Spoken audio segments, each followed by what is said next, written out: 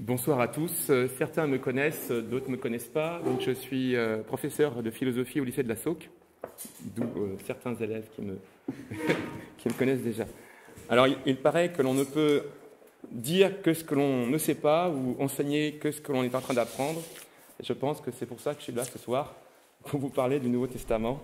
Le Père Mariano m'a ainsi pris un peu par surprise il y a quelques jours. Pour vous parler et vous introduire au Nouveau Testament. Je vais le faire en trois moments. Je vais passer par un moment, j'allais dire, assez didactique, c'est-à-dire que quel est ce texte, comment est-il fait, etc. Après, je vais passer à un autre plan. Je me servirai de la première leçon de saint Thomas d'Aquin, lorsqu'il était bachelier au sens de l'époque, dans lequel on trouve un commentaire et une introduction au Nouveau Testament. Et donc je me servirai de ce que dira saint Thomas d'Aquin pour présenter le Nouveau Testament. Et après, je ferai en troisième point deux éclairages sur deux passages du Nouveau Testament. Je me servirai, alors peut-être certains connaissent, d'une lecture très indirecte de la part de Dostoïevski dans Les Frères Karamazov, la légende du grand inquisiteur. Certains imaginent déjà ce que je vais dire. Et puis une autre lecture qui est le commentaire de saint Thomas d'Aquin dans l'Évangile de saint Jean, dans le fameux passage, peut-être que vous connaissez, du Noli me tangere, de ne me touche pas, quand Marie-Madeleine tend son bras, sa main vers le Christ ressuscité. Et Jésus lui dit « Ne me touche pas ». Et je voudrais vous en parler aussi pour vous dire quelque chose concernant le Nouveau Testament. Et je finirai avec un texte de saint Augustin, extrait de La Cité de Dieu. Toutes les références, je donnerai aux frères, et ainsi vous pourriez plus tard y retourner, trouver les textes qui sont tous traduits en français sur Internet. Alors, le Nouveau Testament, niveau premier, simple, 27 ouvrages, 27 livres qui le comportent, qui sont tous écrits, qui ont été écrits en grec, et dans une période assez courte, sur quelques décennies, entre 50 et 125 après Jésus-Christ. Dans l'ordre des textes, donc vous voyez, vous avez les évangiles, etc., les épîtres. Il n'y a pas d'ordre chronologique. Et un autre point commun, aucun de ces textes n'a été écrit, bien sûr, par Jésus lui-même. Même si le fil conducteur de tous ces textes est, bien sûr, Jésus-Christ. Jésus-Christ, donc Dieu incarné, et vous verrez, quand on verra le commentaire de saint Thomas d'Aquin, la grâce qui est au cœur et qui est présente au cœur du Nouveau Testament et ses différents niveaux, la grâce qui est Jésus-Christ, qui réellement est le cœur de ce Nouveau Testament. Alors, si on regarde un petit peu dans le détail les différents ouvrages, alors je n'ai pas avec moi la Bible, mais certains, je pense, l'ont avec eux. Vous avez bien sûr les 4 évangiles, donc vous savez que le mot évangile dit la bonne nouvelle en grec. 3 plus 1, vous avez les 3, ce qu'on appelle évangiles synoptiques, donc qui sont des évangiles qui sont assez semblables et en même temps avec des nuances. Donc vous avez l'évangile selon saint Matthieu, l'évangile selon saint Marc et l'évangile selon saint Luc. Et puis l'autre évangile qui se distingue un peu, c'est l'évangile selon saint Jean. Alors, quand on emploie le mot synoptique, on veut dire qu'on peut voir d'un seul coup d'œil. Vous avez ici, d'un seul coup d'œil, cette vie de Jésus. Alors, quand on distingue les 3 évangiles synoptiques, que ce soit Matthieu, vous avez davantage, ce qui est mis en avant, c'est plutôt la tradition juive qui est plus proche ou exprimée dans cet évangile. Et dans cet évangile, on se préoccupe davantage de la vie et de la croissance de la jeune Église. dans celui de saint Marc, plus bref des 4 évangiles, là, au contraire, on va s'intéresser à l'identité de Jésus, qui va amener le lecteur à se poser la question « Qui est Jésus ?» Et puis, en lisant cet évangile, eh bien, on découvre qui est ce Fils de Dieu qui est venu prendre la condition humaine. Dans l'évangile de saint Luc, alors là, vous savez que saint Luc a aussi en partie écrit les Actes des Apôtres, vous avez ce qu'on appelle l'évangile de la miséricorde. Et dans cet évangile s'adresse aux lecteurs, disciples, invités à partager sa joie d'être sauvés par Jésus-Christ. Et c'est dans cet évangile qu'est annoncé un salut qui est ouvert à tous et pas simplement qu'aux Juifs. Un salut qui progresse par et à travers l'action de l'Esprit Saint. L'évangile de saint Jean, il est très influencé par la pensée grecque, même s'il est toujours quand même très près du judaïsme.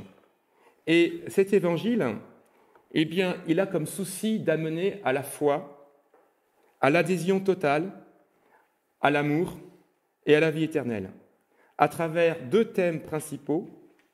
Le premier, ce sont les signes. Il manifeste ainsi l'œuvre du Père et d'entraîner l'adhésion ou le rejet. Et puis, l'heure de Jésus, c'est elle de son retour vers le Père. Ça, c'est ce qui caractérise l'évangile de saint Jean. Alors, à la suite des évangiles, vous avez les Actes des Apôtres qui ont été rédigés par saint Luc. Alors, je ne sais pas si vous avez vu le film sur saint Paul, l'apôtre du Christ, où vous avez, j'ai oublié le nom de l'acteur, celui qui joue Jésus-Christ dans le film de Mel Gibson, La Passion, qui joue justement le rôle de saint Luc, et qui est celui qui vient prendre note et écrire les lettres, notamment en partie, en tout cas, de saint Paul. Et là, vous avez ce qu'on peut appeler dans les Actes des Apôtres la première ou les premières entreprises missionnaires de Jérusalem jusqu'à Rome. Puis vous avez 3 grandes figures qui sont présentes dans ces actes. Vous avez saint Pierre, saint Paul et puis Étienne. Et puis on voit comment la jeune Église va s'agrandir sous la poussée de l'Esprit Saint et puis par la puissance de la parole. Ça, c'est les Actes des Apôtres. Alors, les Actes des Apôtres sont suivis des épîtres de saint Paul. Et concernant les dates, alors pour le détail, vous aurez une feuille plus tard, je le donnerai au frère, qui vous donnera les dates. Vous avez donc les épîtres pauliniennes, ou ce qu'on peut appeler le corpus paulinien, qui désigne les écrits de l'apôtre Paul, et aussi de rédacteurs qui sont anonymes, mais qui se réclament de son autorité. En fait, tout n'est pas forcément écrit par saint Paul. Par exemple, vous avez l'épître romain qui est écrite entre 56 et 58 après Jésus-Christ. À peu près, dans toutes les périodes des épîtres, c'est entre les années 50 jusqu'aux années 63 après Jésus-Christ. Alors, ces épîtres sont adressées à qui ? Eh bien, elles s'adressent à un individu. Vous avez par exemple épître à Tite, à Timothée, à Philémon. Parfois à une communauté, comme par exemple la très célèbre lettre aux Romains. Et il faut bien ici voir que quand il écrit par exemple, saint Paul écrit une lettre aux Romains, il ne s'adresse pas aux Romains en général, mais il s'adresse bien à une communauté chrétienne à Rome qui vit au 1er siècle. Donc on est réellement dans des textes qui s'adressent dans une situation très très particulière, et c'est là est bien illustré dans le film dont je vous ai parlé juste avant. Vous avez ensuite, avec les épîtres, vous avez, si on suit donc l'épître romain qui est assez célèbre, vous avez la lettre aux Hébreux, et puis vous avez d'autres lettres, celle de Jacques, vous avez des lettres de Jean, il y en a 3 des lettres de Jean, et puis vous avez 2 lettres qui sont celles de Pierre, et puis vous avez la lettre de Jude, qu'on pense écrite entre 80 et 90 après Jésus-Christ. Par exemple, dans la lettre de Jacques, vous avez des courts enseignements qui vont refléter sa prédication. Dans celle de Jean, vous avez au contraire des lettres qui tentent à enrayer ce qu'on peut appeler les déchirements et les hérésies qui sont présentes dans les communautés chrétiennes. Et après ces épîtres, qui suivent donc les épîtres pauliniennes, vous avez ce livre extraordinaire qui est l'Apocalypse, qui est le dernier texte donc, du Nouveau Testament, que la tradition attribue à l'évangéliste Saint Jean, même si on n'a pas forcément de preuves formelles, et qu'on imagine être écrit vers 95 après Jésus-Christ. Alors vous savez que le mot apocalypse signifie révélation en grec, ou dévoilement, et c'est d'abord un genre littéraire que l'on trouve déjà ailleurs dans d'autres textes. Il y a aussi, pour le mot dévoilement, vous avez en grec, vous avez le mot aletheia, qui signifie aussi le mot vérité. Et l'Apocalypse est écrit, il comporte 7 parties qui sont l'équivalent des 7 jours de la création. Et vous savez que après la première création, il y a une seconde création, un nouveau ciel et une nouvelle terre. Et de la même façon qu'il a fallu 7 jours pour créer, il faudra 7 autres jours pour cette nouvelle création. Donc ça, c'est, j'allais dire, matériellement, de quoi est composé le Nouveau Testament. Donc je récapitule, vous avez 27 ouvrages qui sont tous écrits en grec, publiés entre 50 à 125 après Jésus-Christ, essentiellement composés des 4 évangiles, ensuite suivi des actes des apôtres, les différentes épîtres, dont les épîtres pauliniennes, et puis le texte de l'Apocalypse. Ça, c'est le Nouveau Testament, d'un point de vue matériel. Alors, je ne vais pas rentrer dans le détail de l'écrit, etc. Je vais essayer plutôt de rentrer dans que nous apporte le Nouveau Testament. Qu'y a-t-il de plus dans le Nouveau Testament? Je pense que vous aviez été déjà présent pour l'introduction concernant l'Ancien Testament. Alors, là, je vais me servir de saint Thomas d'Aquin, qui, donc, dans sa première leçon inaugurale, nous parle de ce Nouveau Testament. Avant, il parle de l'Ancien Testament. Alors, il y a un moment un peu étrange quand on lit le texte de saint Thomas, c'est que, peut-être vous le savez, vous ne le savez pas, mais quand on commence un texte chez saint Thomas, il y a toujours ce qu'on appelle un proémium, ou un proème, ou une introduction, à savoir 3 choses. Il faut rendre son éditoire bienveillant, le rendre attentif et le rendre docile. Et comment on rend quelqu'un ou un auditoire bienveillant? En montrant l'utilité de propos. Comment le rendre attentif? En montrant la difficulté que l'on va traiter. Et comment le rendre docile? En montrant l'ordre de l'exposition. Et saint Thomas, quand il nous parle de l'écriture sainte, de la Sainte Écriture, il dit, et en suivant ici saint Augustin, tel que saint Augustin l'expose dans la doctrine chrétienne, chapitre 4, eh bien, il en est de même avec la Sainte Écriture. C'est ici Dieu, le Maître, qui vient instruire les hommes, et comme il vient instruire les hommes, il doit faire ce que tout enseignant doit faire en instruisant, c'est-à-dire rendre bienveillant, docile, alors attentif et docile. Alors, avec des nuances, si je reprends le texte de saint Thomas, voilà ce qu'il dit. L'homme instruit doit, là il cite ici saint Augustin, s'exprimer de manière à enseigner, à charmer, à émouvoir, à enseigner les ignorants, à charmer ceux qui s'ennuient, à convaincre les paresseux. Ces 3 fonctions, le langage de l'écriture sainte les remplit de la manière la plus complète. Et saint Thomas d'Aquin, c'est assez étrange, en fait, vous montre en quoi, finalement, il y a dans l'écriture sainte ce qu'il faut pour enseigner les ignorants, charmer ceux qui s'ennuieraient et convaincre les paresseux. Bon. Alors, il expose dans son passage, et comme je vous ai dit, alors je ne vais pas vous lire le texte, vous lirez, ça se trouve facilement sur Internet, par rapport à l'utilité.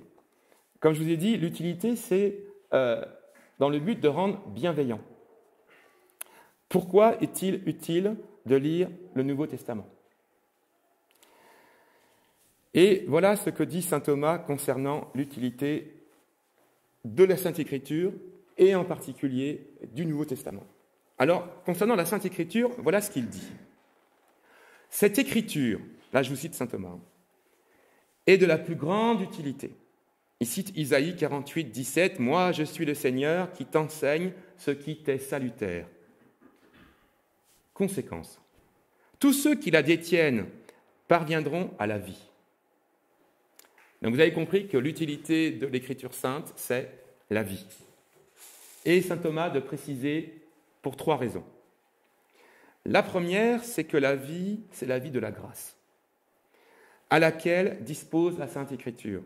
Et là, il cite Jean 6, 63, « Les paroles que je vous ai dites sont esprit et vie. Par cette vie, en effet, vit l'Esprit de Dieu. » Galates 2, 20, « Ce n'est pas moi qui vis, c'est le Christ qui vit en moi. » Ensuite, après la vie de la grâce, et vous verrez à quel point cette vie de la grâce est fondamentale pour comprendre le Nouveau Testament, il y a la vie de justice, celle qui consiste dans les œuvres, vers laquelle mène l'Écriture sainte. Alors là, il cite le psaume 119, 93, « Je n'oublierai pas tes justifications dans l'éternité, parce que tu m'as vivifié en elles. » Et la troisième vie, et j'en parlerai aussi, c'est la vie de la gloire, que promet bien sûr l'Écriture sainte, et vers laquelle elle conduit. Et là, citant Jean 6, 68, « Seigneur, à qui irions-nous? Tu as les paroles de la vie éternelle. » De même, encore en Saint Jean 20, 30, « J'ai écrit ceci afin que vous croyiez, et pour qu'en croyant, vous ayez la vie en son nom. » Donc ça, c'est l'utilité de l'Écriture sainte. L'utilité, c'est la vie. Et la vie, pas simplement la vie maintenant, mais la vie éternelle, celle qui nous est promise. Alors, maintenant, quelle est la particularité du Nouveau Testament? Alors, si on lit saint Thomas et que on lit la chose suivante, qui caractérise à la fois l'Ancien et le Nouveau, voilà, en une seule phrase, ce que dit saint Thomas. L'Écriture sainte, donc l'Ancien Testament et le Nouveau Testament, nous emmène vers cette vie d'une double manière. Autrement dit, il y a 2 façons d'aller vers cette vie. La première sera l'Ancien Testament et l'autre, le Nouveau Testament. L'Ancien Testament, c'est celle qui consiste à ordonner, en ordonnant, notamment à travers les commandements qu'elle propose. Ça, c'est pour saint Thomas d'Aquin ce qui caractérise l'Ancien Testament. Alors, qu'est-ce qui caractérise le Nouveau Testament? Eh bien, c'est de nous conduire vers cette vie en aidant. C'est ça qui caractérise essentiellement le Nouveau Testament, c'est de nous aider, et là il faut bien souligner le mot « aider », à nous emmener vers la vie éternelle. Alors,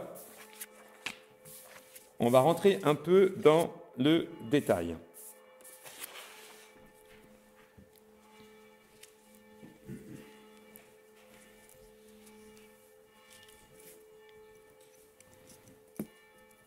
Saint Thomas d'Aquin est très bref finalement quand il expose le Nouveau Testament. Lorsqu'il expose l'Ancien Testament, il écrit, c'est beaucoup plus ample dans sa leçon inaugurale. Pour le Nouveau Testament, ce sont 3 paragraphes, et toujours divisés en 3 parties. Alors, voilà ce qu'il dit. Il dit la chose suivante, le Nouveau Testament, donc comme je vous ai dit, il ordonnait à la vie éternelle. Il faudra voir ce que c'est que la vie éternelle, on verra ça juste après. Mais il dit ceci, il ordonne à la vie éternelle, non seulement par ses préceptes, mais par les dons de la grâce. Ça, c'est plus précis. Il nous aide, comment? À travers les dons de la grâce. Et ces dons de la grâce se divisent en 3 parties elles-mêmes. Lesquelles? La première partie, eh bien, c'est l'origine de la grâce. Et ceci nous est donné dans les évangiles. Autrement dit, l'origine de la grâce, c'est Jésus lui-même. Ça, c'est ce qui définit pour saint Thomas d'Aquin les évangiles, la bonne nouvelle. Dans la deuxième type de don, il s'agit de la puissance de la grâce. Et cette puissance de la grâce nous est surtout manifestée dans les épîtres de Paul. Ainsi, il commence en parlant de la puissance de l'Évangile. Il est puissance de Dieu pour le salut de tout croyant. Romains 1, 16. Et troisième partie, il s'agit de la mise en œuvre de la grâce, de cette puissance annoncée, et cela, pour saint Thomas, dans tous les autres livres du Nouveau Testament. Mais vous voyez, l'essentiel, c'est le Nouveau Testament nous conduit à la vie éternelle, non pas comme l'Ancien en nous donnant les préceptes, mais en nous aidant à travers les dons de la grâce. Et saint Thomas de préciser, Jésus est l'origine de la grâce. Et là, il ne fait que citer Jean 1, 16. Oui, de sa plénitude, nous avons tous reçu grâce pour grâce, car la loi fut donnée par l'intermédiaire de Moïse. La grâce et la vérité sont venues par Jésus, le Christ. Vous voyez, la loi, le commandement, les préceptes, ce qui nous ordonne, c'est donné par Moïse, mais la grâce, la vérité, nous sont donnés par Jésus. Et saint Thomas de préciser, dans le Christ, il faut considérer sa double nature. Divine, et ceci se trouve principalement dans l'évangile de Jean, quand on lit au début, « Au commencement était le Verbe, et le Verbe était auprès de Dieu, et le Verbe était Dieu. » Et humaine, et de ceci traitent principalement les autres évangélistes qui se distinguent selon 3 dignités qui conviennent au Christ en tant qu'homme, et là de préciser, et voyez ici comment saint Thomas va maintenant vous expliquer et vous caractériser les 4 évangiles. L'évangile finalement de saint Jean s'adresse davantage à Jésus, l'origine de la grâce, en tant qu'il est Dieu, et les 3 autres évangélistes s'adressent à l'origine de la grâce qu'est Jésus, mais en tant qu'il est homme. Et selon ces 3 dignités qui conviennent à l'homme, alors voilà ce que dit saint Thomas chez Matthieu. Ce que Matthieu présente, c'est sa dignité royale. C'est pourquoi, au début de son évangile, il le montre issu de rois selon la chair et de plus adoré par des rois. Alors que Marc le présente selon sa dignité de prophète. C'est ainsi qu'il commence l'évangile par sa prédication. Et enfin, Luc le présente selon sa dignité sacerdotale. C'est pourquoi il commence par le temple et le sacerdoce, et il termine l'évangile au temple et parle souvent du temple, comme le dit une glose sur Luc 2, 46, ils le trouvèrent au temple, assis au milieu des docteurs. Voyez, donc les 3 dignités, la dignité royale, c'est saint Matthieu, la dignité de prophète, c'est Marc, et la dignité sacerdotale, c'est saint Luc. Les 3 dignités qu'on trouve aussi pour les laïcs. Et il ajoute encore, saint Thomas, ou bien d'une autre manière, on peut dire que Matthieu présente le Christ principalement par rapport au mystère de l'incarnation. C'est pourquoi Matthieu est décrit sous la figure d'un homme. Luc le présente par rapport au mystère de la passion. C'est pourquoi Luc est décrit souvent sous la figure d'un bœuf, qui est l'animal qu'on immole. Et enfin, Marc, quant à lui, le présente par rapport à la victoire de la résurrection, et c'est pourquoi Marc est décrit sous la figure d'un lion. Quant à Jean, lui qui s'élève jusqu'aux hauteurs divines, il est alors plutôt décrit par l'image de l'aigle. Et là, vous avez les 4 évangiles qui vous présentent l'origine de la grâce, à savoir Jésus, vrai Dieu, vrai homme. Vrai Dieu, saint Jean, vrai homme, Matthieu, Luc et Marc. Alors, comme le dit saint Thomas, vous avez l'origine de la grâce, à savoir Jésus, et il y a aussi la puissance de la grâce qui se déploie, et notamment à travers les épîtres de Paul. C'est l'Église qui avance. Alors voilà ce que dit saint Thomas par rapport à cette avancée de l'Église qui manifeste la puissance de la grâce, dont Jésus est l'origine. Il faut toujours considérer 3 choses. C'est comme un bon agrégé, 3 parties, 3 sous-parties, mais ça c'est grâce à la Trinité. Bon, alors, premièrement, le commencement de l'Église, et vous l'avez dans les Actes des Apôtres. Ainsi, Jérôme écrit-il, les actes de l'apôtre semblent faire résonner l'histoire dépouillée et retracer l'enfance de l'Église en train de naître. Puis vous avez ensuite le progrès de l'Église, et à cela est consacrée l'instruction apostolique dans les lettres, Saint Paul, etc. En troisième lieu, vous avez la fin de l'Église. À la fois la fin, son but, et puis à la fois la fin, son terme, à savoir l'Apocalypse, qui conclut tout le contenu de l'Écriture sainte, jusqu'à ce que l'épouse partage la couche de Christ, Jésus, pour une vie de gloire, à laquelle veuille nous conduire le Christ, Jésus lui-même, béni dans les siècles des siècles. Amen. Et ainsi se termine la leçon inaugurale de saint Thomas d'Aquin, sa première, lorsqu'il fut bachelier. Voyez, donc ceci c'est pour vous résumer, j'allais dire, et vous introduire au Nouveau Testament, mais du point de vue de saint Thomas d'Aquin, à travers cette lumière que vous propose saint Thomas d'Aquin, que je vais encore approfondir. Donc si je résume, le Nouveau Testament, comment vivre éternellement? Réponse, par Jésus. C'est la source de la grâce, ce par quoi nous avons accès à la vie éternelle. Et l'Évangile est l'expression à la fois de cette grâce, en tant qu'elle est Jésus, sous son rapport divin, l'Évangile de Saint Jean, sous son rapport humain, les 3 autres évangélistes, ou les évangiles synoptiques. Et puis cette grâce se déploie, c'est l'Église qui naît, qui grandit, et qui se termine et qui s'achève. La grâce qui se déploie, c'est la naissance de l'Église, les actes des apôtres, puis qui se déploie, les différents épîtres, et puis le triomphe de l'Église, à la fin, c'est l'Apocalypse, la résurrection de tous ceux qui sont, la résurrection de tous les hommes. Voilà. Donc ça, c'est, j'allais dire, la vision synoptique du Nouveau Testament. Alors, je voudrais rentrer un peu plus dans l'idée de grâce, pour vous parler de l'Évangile. Il y a quelque chose d'étonnant. Je vais me servir d'un travail d'un frère dominicain dont j'ai oublié le nom, c'est pas grave, je le retrouverai plus tard, mais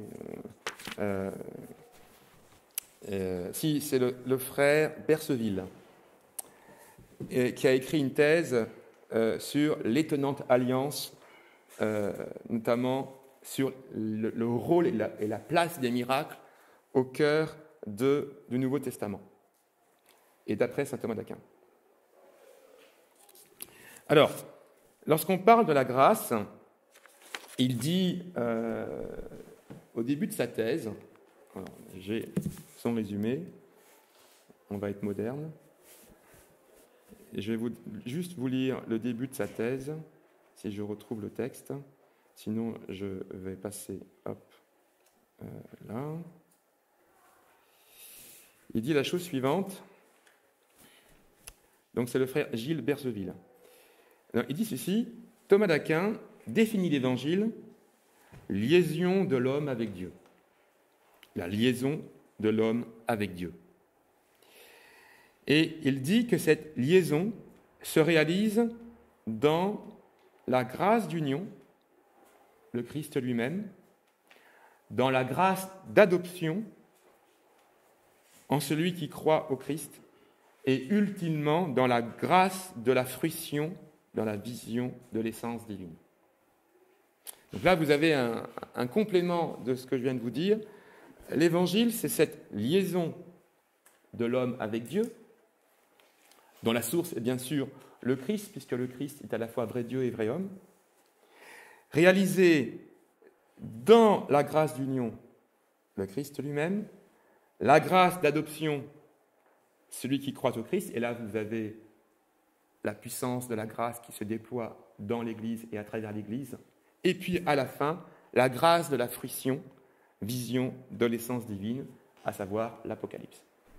Voyez ? Donc tout est autour de la grâce, que ce soit les 4 évangélistes, que ce soit les actes des apôtres, les épîtres, et ensuite l'Apocalypse, tout est autour de la grâce, que cette grâce soit celle d'union, que cette grâce soit celle d'adoption, et enfin que cette grâce soit celle de fruition. Fruition. Fruition, F. Comme ceci.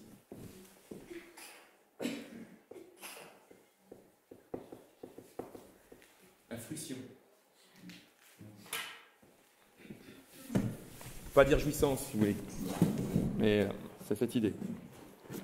Alors, il continue un mot, il continue juste un petit peu, ça c'est dans son introduction à sa thèse, et il dit « La liaison de l'homme avec Dieu est prédestination à la vision du Christ, réalisée par la médiation du Christ, et accueillie par les apôtres et diffusée par leur ministère, etc. » Et là, vous avez toute l'histoire de l'Église, et ensuite les sacrements, etc.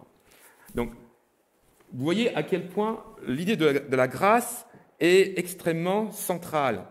Et alors, dans un autre texte qu'il a écrit, qui a été publié dans la revue thomiste de Toulouse, il dit ceci, « L'Évangile, dans sa finalité surnaturelle, donc c'est la vie éternelle, et dans les moyens mis en œuvre, ça c'est l'aide, pour atteindre celle-ci, est le fait de l'absolue liberté de Dieu, inaccessible à toute spéculation philosophique, connaissable à partir de la révélation seulement, par des explications successives qui conduisent l'humanité d'étonnement en étonnement.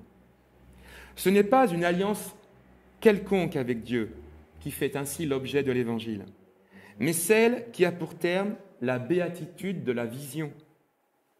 Gloria fruitionis, la gloire de la fruition, et qui s'accomplit par la médiation du Verbe incarné, gratia unionis, la grâce de l'union, se déployant dans l'Église, gratia adoptionis, la grâce d'adoption. Nous sommes devenus fils par le baptême dans le seul Fils unique de Dieu. Donc, vous voyez, ici, vous avez vraiment le mouvement du Nouveau Testament à travers la grâce. L'office propre du médiateur, dit saint Thomas, est de réaliser l'alliance, la conjonction de l'homme à Dieu, qui confusément au moins est déjà l'objet d'un désir naturel, par celui de la promesse faite à Israël, et qui s'accomplit dans les épousailles du Christ et de l'Église, la conjonction du Christ et de l'Église. C'est ainsi que se termine d'ailleurs la leçon inaugurale de saint Thomas. Alors là, je me permets de lire un passage extrait de saint Thomas d'Aquin sur les noces de Cana. Le 3e jour, il y eut des noces à Cana de Galilée. Au sens mystique, par ces noces est signifiée l'alliance du Christ et de l'Église. Ce mariage fut contracté dans le sein virginal lorsque Dieu le Père unit la nature humaine à son Fils en unité de personne. La chambre nuptiale de cette union fut le sein virginal. Dans le soleil, il a dressé sa tente. Psaume 18,6. C'est de ces noces qu'il est dit en Matthieu 22, « Le royaume de Dieu est semblable à un roi qui maria son fils. » À savoir, lorsque Dieu, le Père, unit corporellement la nature humaine à son Verbe dans le sein virginal, ce mariage fut rendu public quand l'Église s'unit à lui par la foi. « Je t'épouserai dans la foi. » De ces noces, il est dit « Bienheureux ceux qui sont appelés aux noces de l'agneau.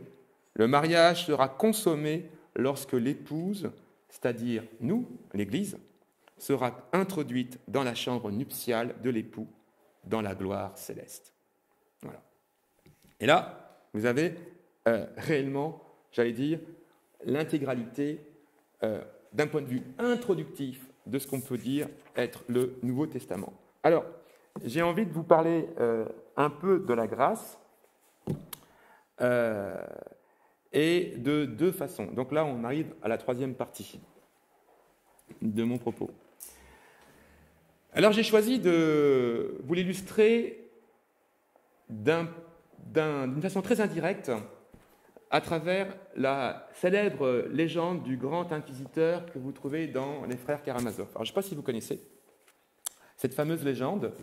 Et cette légende, elle est commentée par différents auteurs, russes par exemple, mais pas que, notamment un auteur français, un ancien professeur émérite de Dijon, Jean Brun, dans un livre « Les masques du désir ». Vous allez dire, mais quel est le rapport avec la grâce? Vous allez voir en fait quel est le rapport. Alors, je ne sais pas si vous connaissez cette histoire. Donc, on est au XVIe siècle, à l'époque de la Grande Inquisition espagnole, où beaucoup d'hommes et de femmes surtout brûlent. Et Jésus décide de revenir sur terre. Et voilà un court extrait et en même temps un léger commentaire de Jean Brun. Nous sommes donc à Séville au XVIe siècle, l'époque la plus terrible de l'Inquisition. Une centaine d'hérétiques viennent d'être brûlés. Et aujourd'hui, alors, vous avez... et voici que survient... Alors, dans le roman, le Christ revient sur terre pour visiter ses enfants, là où crépitent les bûchers. Vous voyez le Christ un peu comme lorsqu'il arrive à Jérusalem, avant la Passion. Il descend dans la rue, tous le reconnaissent, tous vont l'acclamer, tous jettent des fleurs sur son passage et crient « Hosanna, Hosanna ». Mais voici que survient le grand inquisiteur. Alors, le grand inquisiteur, c'est qui vous voulez? Le grand timonier, le Führer, le petit frère des peuples, etc. Bon, ou autre. Il a tout vu et fronce les sourcils. Il fait arrêter, puis emprisonner le Christ. Il vient le voir dans son cachot et lui parle en ces termes. Et là, je vous lis maintenant un extrait des frères Karamazov. « Ne dis rien, tais-toi. D'ailleurs, que pourrais-tu dire? Je ne le sais que trop, tu n'as pas le droit d'ajouter un mot à ce que tu as jadis écrit dans l'Évangile. Pourquoi es-tu venu nous déranger? Car tu nous déranges, tu le sais bien. Mais demain, je te condamnerai et tu seras brûlé comme le pire des hérétiques, et ce même peuple qui aujourd'hui te baisait les pieds se précipitera demain sur un signe de moi pour alimenter ton bûcher. Le sais-tu? Le juge suprême, commente Jean Brun, va même jusqu'à répondre à la question, en ajoutant ceci, peut-être. Puis il commence alors à justifier la technique que lui-même et les siens ont faite leur.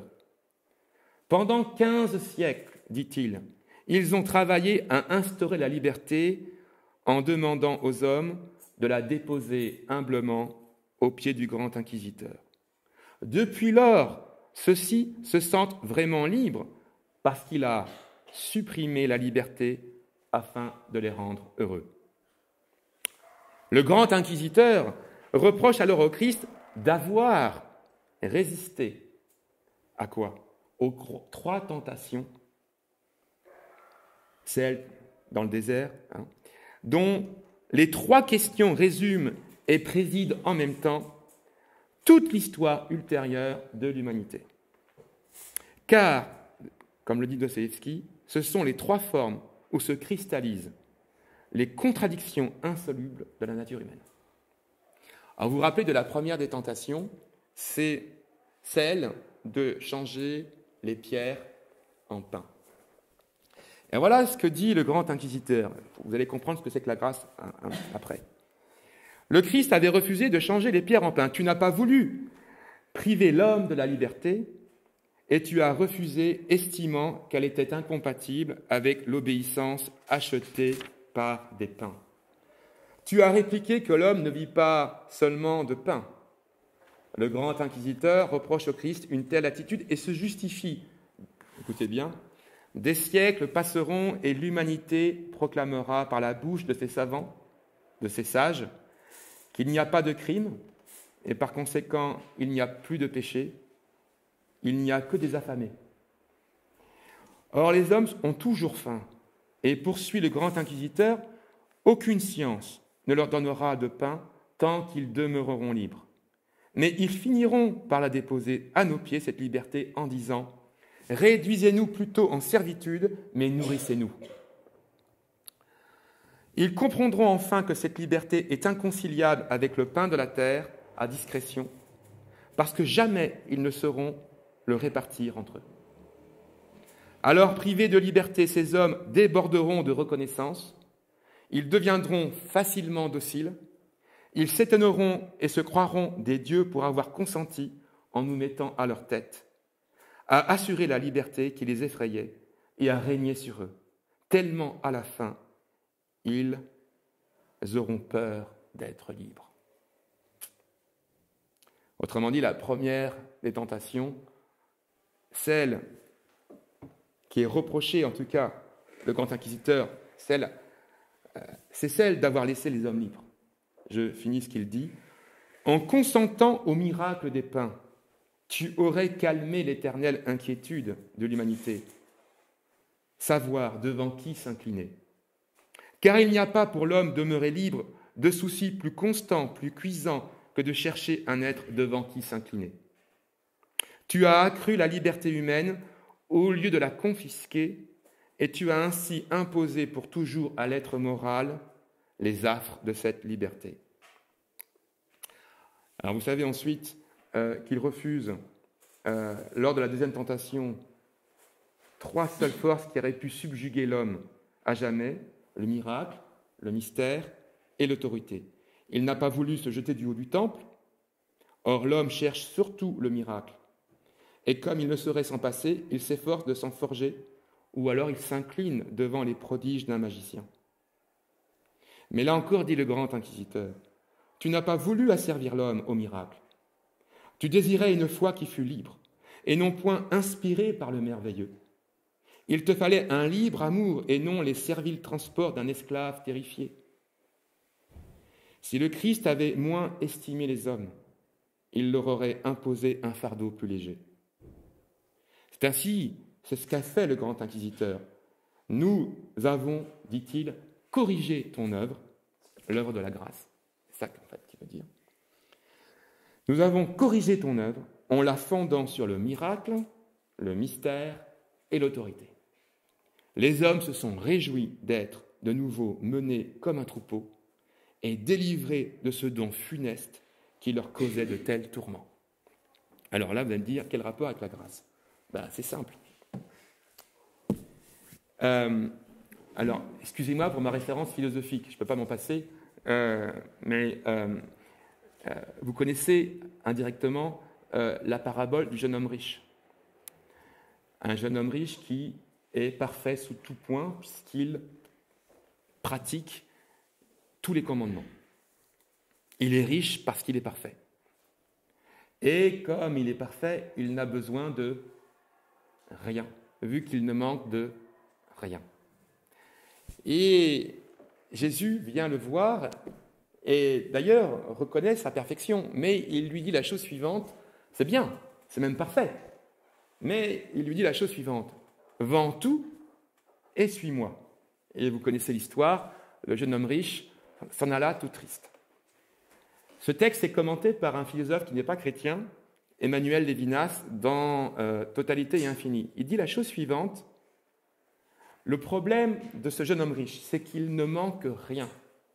Mais il est tellement plein de lui-même qu'il oublie la chose la plus extraordinaire. C'est que la grâce, justement, on n'en a pas besoin. Et comme on n'en a pas besoin, celui qui est rempli de tout, vu qu'il n'a besoin de rien, eh bien de la grâce, il n'en a que faire, puisque finalement, il a tout. Pourquoi aurait-il besoin, vu qu'il n'a besoin de rien, de la grâce ? Il se suffit à lui-même. L'aide dont parle le Christ, ce n'est pas l'aide de celui simplement qui, lorsqu'il aurait faim, va chez le boulanger qui vient justement satisfaire son besoin de manger, en ce sens, vous avez une aide, quelqu'un qui fait la nourriture pour vous. Mais en même temps, ce qu'il vous propose, vous en avez besoin. L'aide ici dont parle l'Évangile, le Nouveau Testament, c'est de ce qu'on peut appeler un don. Or, c'est ça que veut dire Emmanuel Levinas. Le don est le malheur du besoin. Le don, c'est quelque chose qui va au-delà du besoin. Pourquoi ? Parce que si vous avez faim, manger est un dû pour vous. Si je ne mange pas, je meurs. D'ailleurs, il serait immoral de ne pas donner à quelqu'un en train de mourir de faim quelque chose à manger si par hasard j'ai avec moi quelque chose à manger. Ou de même, ce n'est pas un vol, dira saint Thomas, que d'aller prendre chez vous ou chez quelqu'un, ou peu importe, à manger pour satisfaire votre besoin le plus vital, à savoir de ne pas mourir de faim. Ce n'est plus un vol dans ces cas-là. Parce que c'est dû. C'est dû parce que sinon vous ne vivez pas. Donc, il y a quelque chose qui est dû à l'homme, c'est ce sans quoi il est privé, à savoir ce dont il a besoin. Mais de la grâce, est-on privé ? Si j'osais pousser le raisonnement jusqu'au bout, alors je vais tirer un peu trop loin, c'est pas grave. On pourrait dire la chose suivante. Il y a une distinction très forte entre la révélation et la religion. La religion, c'est le besoin.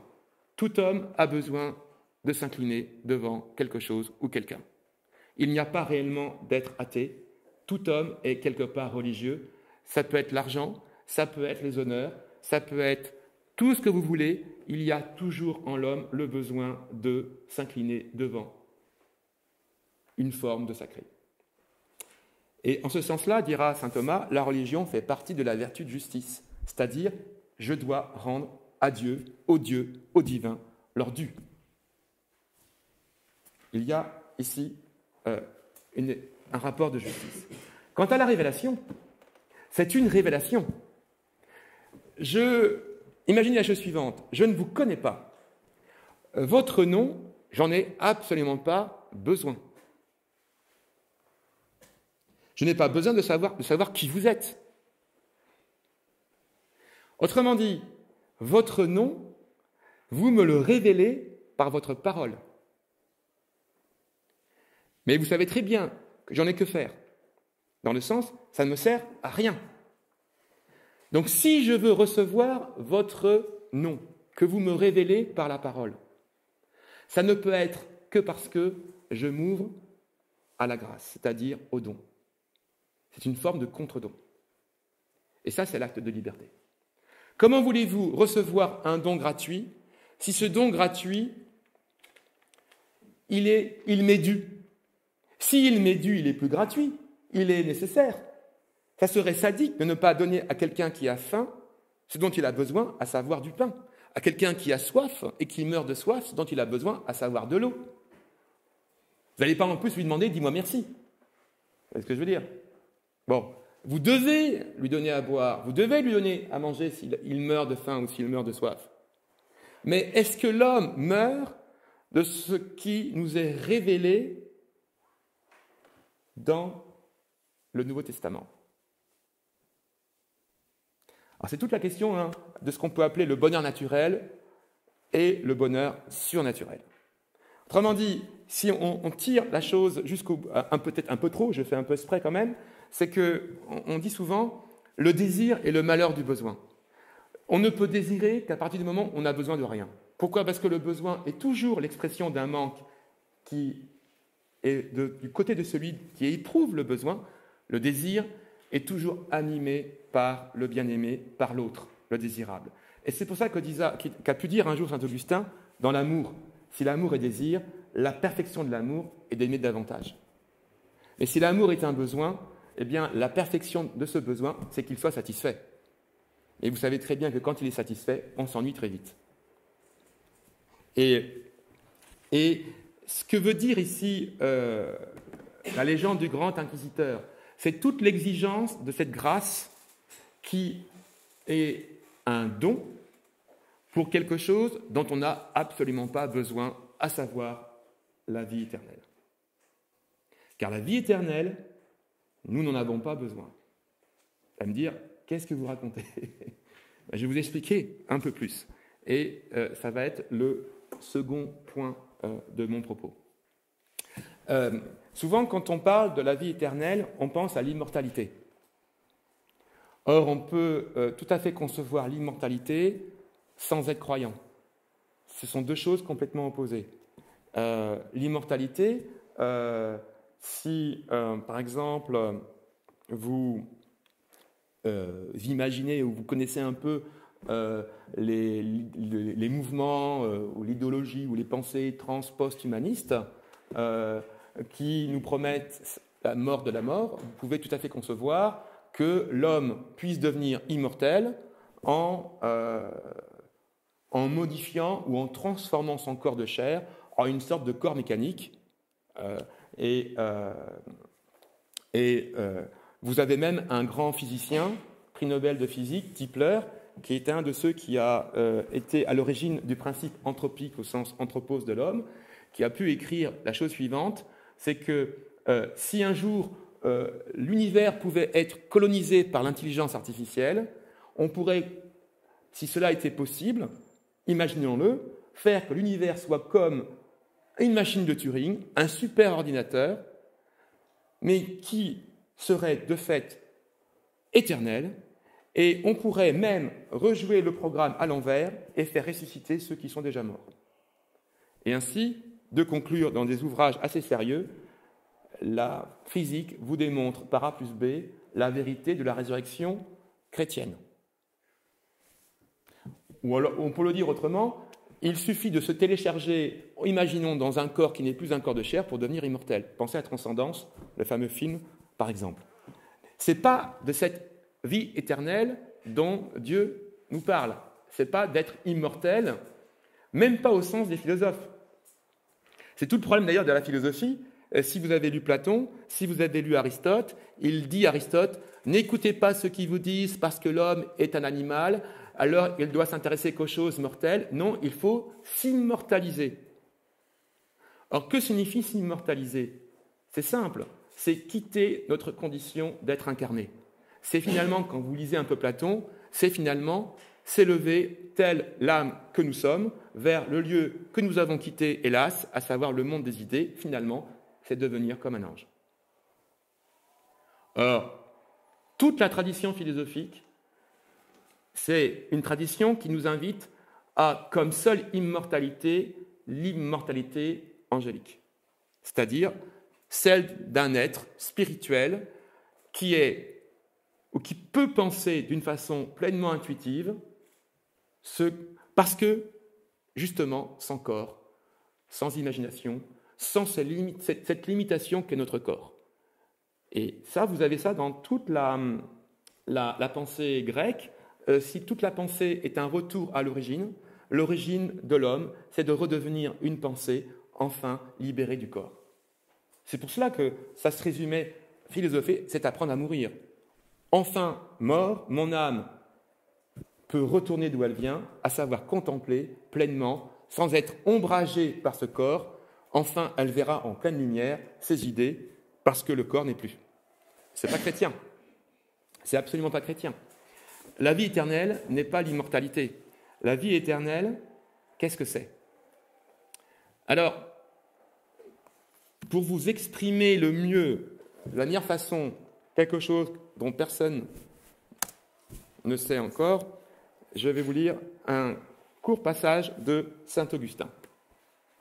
Et après, avec ce passage, je vous parlerai du texte de ce passage de l'évangile de saint Jean concernant Marie-Madeleine.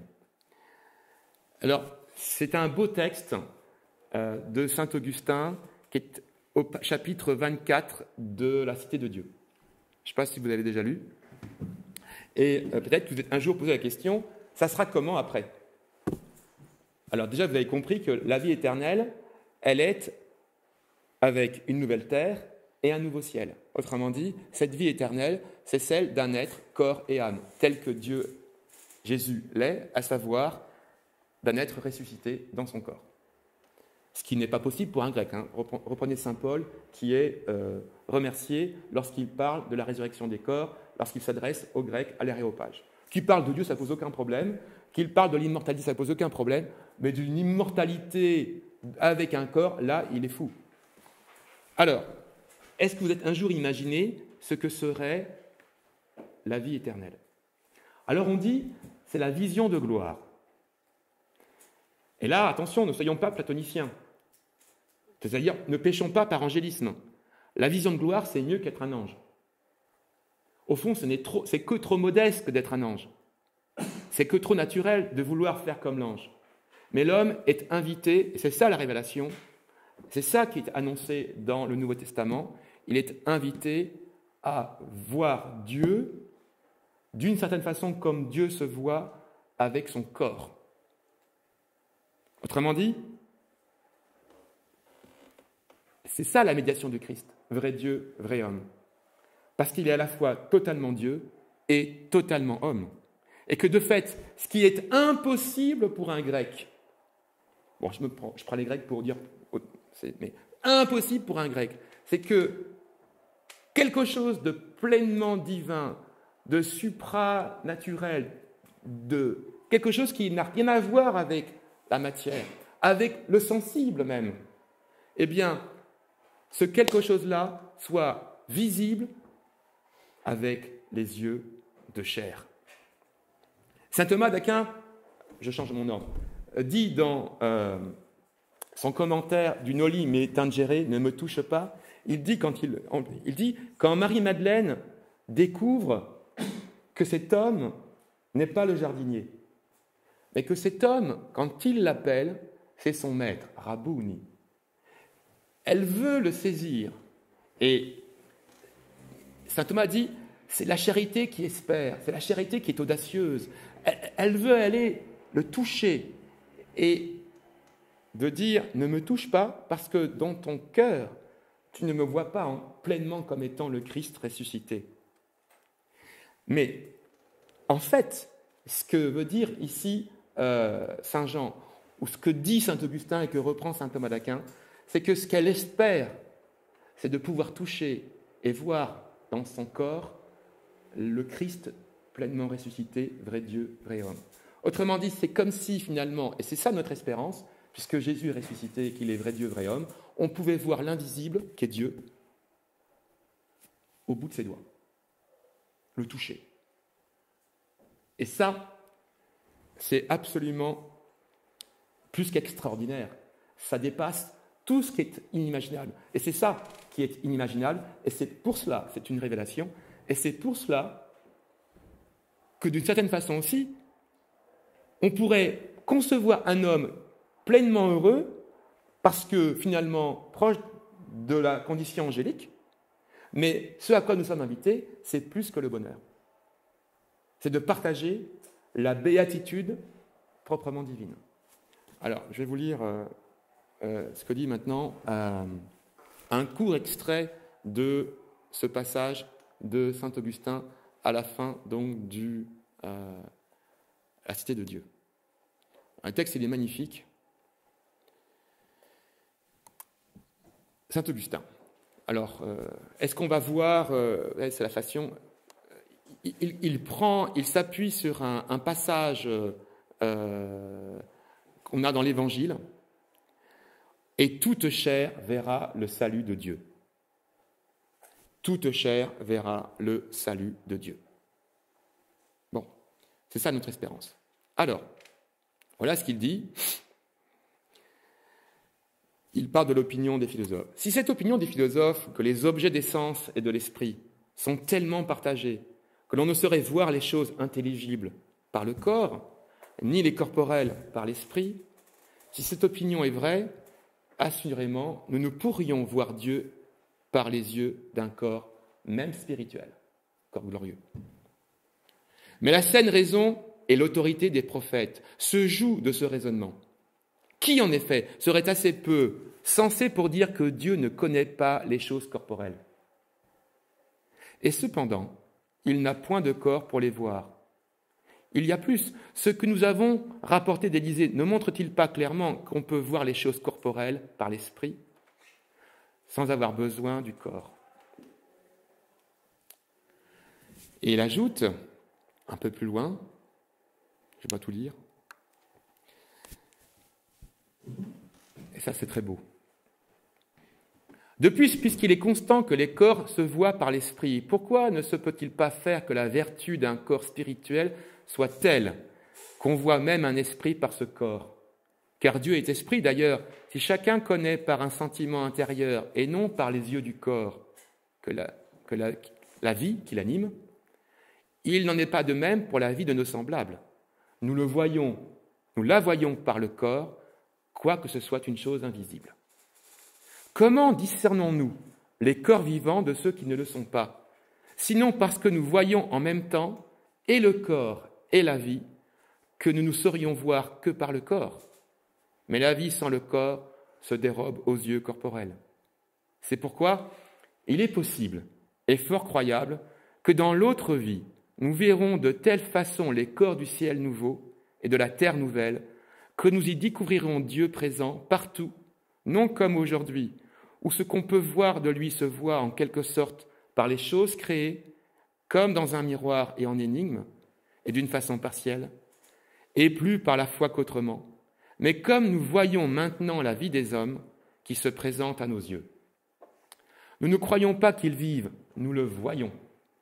Alors donc, ou bien les yeux du corps seront tellement perfectionnés qu'on verra Dieu avec leur aide, comme on le voit par l'esprit, supposition difficile ou même impossible à justifier par aucun témoignage de l'Écriture, ou bien ce qui est plus aisé à comprendre, Dieu nous sera si connu, si sensible, que nous le verrons par l'Esprit au-dedans de nous, dans les autres, dans lui-même, dans le ciel et dans la terre, en un mot, dans tout être alors subsistant. Nous le verrons même par le corps, dans tout corps, de quelque côté que nous jettions les yeux, et nos pensées aussi deviendront visibles, car alors s'accomplira ce que dit l'apôtre, ne jugez point avant le temps, jusqu'à ce que le Seigneur vienne, et qu'il porte la lumière dans les plus épaisses ténèbres, et qu'il découvre les pensées des cœurs, et chacun alors recevra de Dieu la louange qui lui est due. Donc vous voyez, au fond, ce que dit ici saint Augustin, il dit que la vision de gloire, c'est l'évidence à la fois spirituelle et à la fois sensorielle de Dieu, aussi évidente, cette évidence, que celle de se sentir vivant, là, immédiatement, et que de voir les autres en vie en les regardant par notre corps.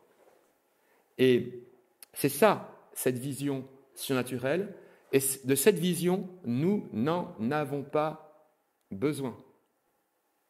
Nous avons juste besoin, si nous sommes que des hommes, que de penser un peu, presque comme un ange. Mais la révélation, c'est justement, et c'est ça qui nous est donné dans le Nouveau Testament, vous n'êtes pas appelés à être des anges, vous êtes appelés à partager la vie même de Dieu. Et comment le sait-on? Eh bien, la grâce. Ce baiser de deux natures, comme dirait saint Bernard en commentant le Cantique des Cantiques, qu'il me baise d'un baiser de sa bouche, le baiser de la nature divine et de la nature humaine, à savoir Jésus lui-même. Et en Jésus, nous avons tout pour aller vers cette vie éternelle, et ça, c'est le cœur du Nouveau Testament. Donc, pour récapituler, si vous voulez, le Nouveau Testament, c'est nous conduire à la vie éternelle. Cette vie éternelle, ce n'est pas la vie de celui qui serait immortel. Ce n'est pas la vie imaginée par les philosophes. C'est la vie de Dieu lui-même. La vie des trois personnes de la Trinité. Cette fruition qu'est Dieu, c'est cette vie-là que nous allons partager. Mais pas en esprit. En esprit et en corps, c'est-à-dire d'une façon incarnée. Comment le sait-on? Comment le peut-on? Vous savez très bien, personne ne le peut, personne ne l'aurait su si cela ne nous avait pas été révélé, s'il n'y avait pas celui qui justement est le seul et unique moyen d'y accéder, à savoir la grâce elle-même, Jésus, le baiser de deux natures. Et c'est ça qui est annoncé dans le Nouveau Testament, cette grâce qui est le Christ, et comment cette grâce se propage, sa puissance à travers le texte, pour nous conduire à la fin des temps, mais dès maintenant, quelque part, quand on croit à la vie de Dieu lui-même. Je vous remercie.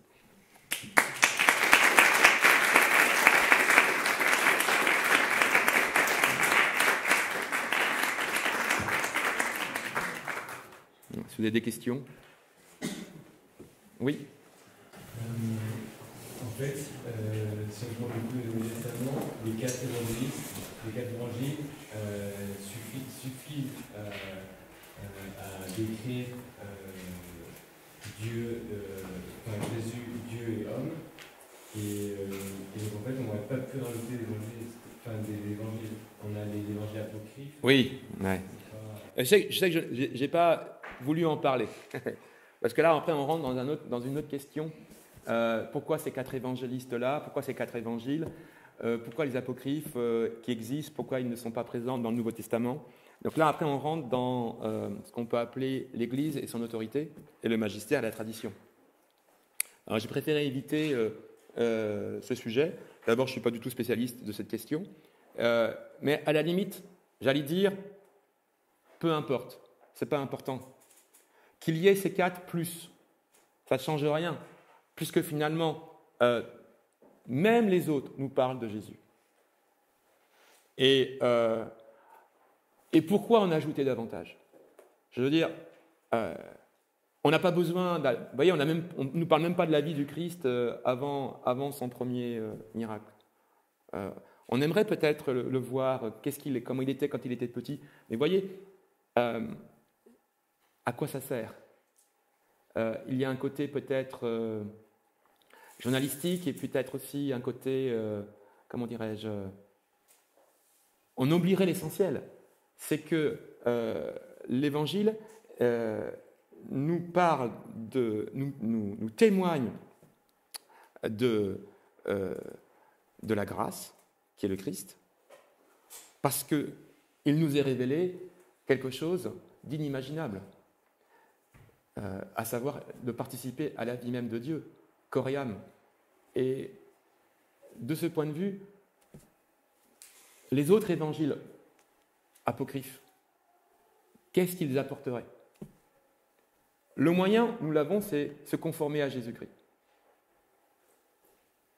Et par contre, après, il y a comment cette grâce se déploie. Et là, à ce moment-là, c'est tout le rôle de l'Église et des sacrements, qui sont des instruments de la grâce. Mais il n'y en a pas 36 non plus. Et pourquoi on aurait peut-être pu en inventer d'autres, mais juste ces sacrements-là. Donc autrement dit, on a l'essentiel, c'est le Christ. La façon dont cette grâce se déploie au cours du temps, c'est la tradition et c'est l'Église. Et puis il y a ce vers quoi l'on va, qui est la vie de gloire, tout le reste, j'allais dire, peu importe.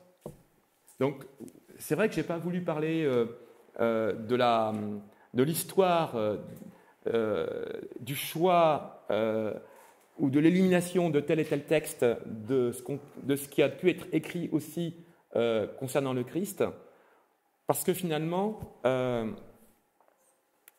le texte qui nous est rapporté comme tout à l'heure j'ai parlé du nom, comme une révélation de quelque chose qui vient de Dieu dans le but de participer à sa vie. Or, la seule chose qui compte, c'est le Christ. Ce qu'a dit saint Thomas, Judas, Marie-Madeleine, à la limite, savoir s'il y a 3 Marie-Madeleine, une ou 3. Bon, l'exégèse, c'est bien, j'allais dire, pourquoi pas. Mais j'ai envie de vous dire aussi, un peu comme en philosophie, comme aurait dit saint Thomas, ce qui compte, c'est la chose même et pas ce que disent les gens. Donc on n'est pas là pour savoir ce que disent les philosophes, on est là pour savoir ce qui est vrai. C'est pareil par rapport à l'Évangile, ce qui compte, c'est le Christ, et non pas savoir si le Christ, même si ça a été écrit par saint Paul, pas saint Paul, par saint Luc ou pas saint Luc, à quel moment, c'est bien. Mais à la fin, ce qui compte, c'est le Christ, et pas... On peut toujours en parler longtemps, mais le Christ, c'est l'essentiel.